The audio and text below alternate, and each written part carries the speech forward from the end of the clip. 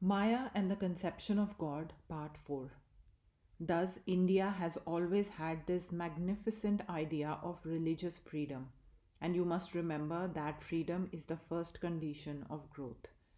What you do not make free will never grow. The idea that you can make others grow and help their growth, that you can direct and guide them, always retaining for yourself the freedom of the teacher, is nonsense. A dangerous lie which has retarded the growth of millions and millions of human beings in this world. Let men have the light of liberty. That is the only condition of growth. We in India allowed liberty in spiritual matters, and we have a tremendous spiritual power in religious thought even today. You grant the same liberty in social matters, and so have a splendid social organization. We have not given any freedom to the expansion of social matters, and ours is a cramped society. You have never given any freedom in religious matters, but with fire and sword have enforced your beliefs, and the result is that religion is a stunted, degenerated growth in the European mind.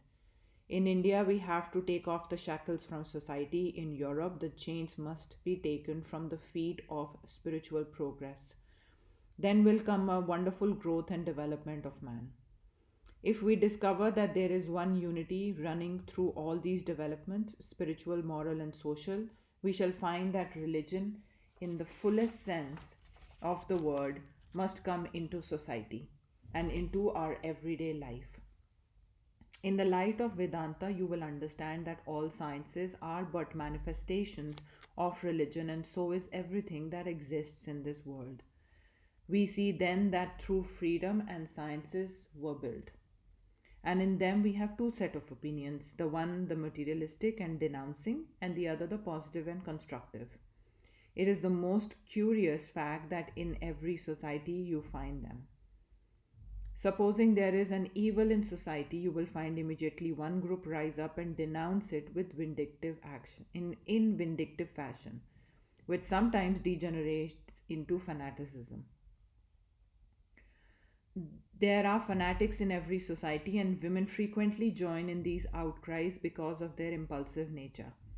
Every fanatic who gets up and denounces something can secure a following.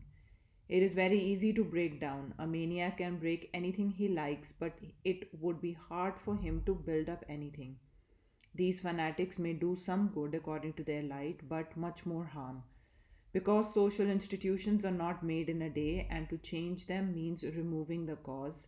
Suppose there is an evil. Denouncing it will not remove it, but you must go to work at the root. First find out the cause, then remove it, and the effect will be removed also. Mere outcry will not produce any effects unless indeed it produces misfortune. There were others who had sympathy in their hearts and who understood the idea that we must go deep into the cause. These were the great saints. One fact you must remember, that all the great teachers of the world have declared that they came not to destroy but to fulfill. Many times this has not been understood, and their forbearance has been thought to be an unworthy compromise with existing popular opinions. Even now, you occasionally hear that these prophets and great teachers were rather cowardly and dared not say and do what they thought was right. But that was not so.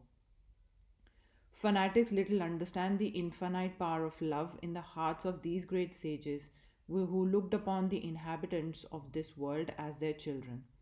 They were the real fathers, the real gods, filled with infinite sympathy and patience for everyone. They were ready to bear and forbear. They knew how human society would grow, and patiently, slowly, surely went on applying their remedies, not by denouncing and frightening people, but by gently and kindly leading them upwards step by step. Such were the writers of the Upanishads.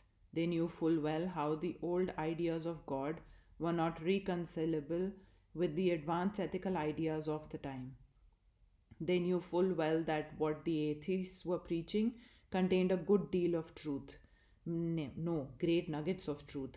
But at the same time, they understood that those who wished to sever the thread that bounds the beads, who wanted to build a new society in the air, would entirely fail.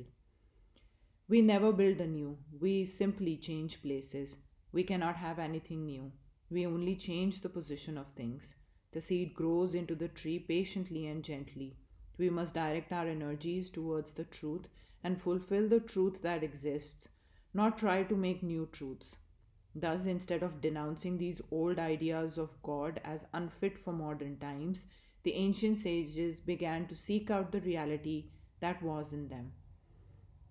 The result was the Vedanta philosophy, and out of the old deities came the monotheistic God, the ruler of the universe. They found yet higher and higher ideas in what is called the impersonal absolute. They found oneness throughout the universe. He who sees in this world of manifoldness that one running through all, in this world of death, he who finds that one infinite life, and in this world of insentience and ignorance, he who finds that one light and knowledge, unto him belongs eternal peace, unto none else, unto none else.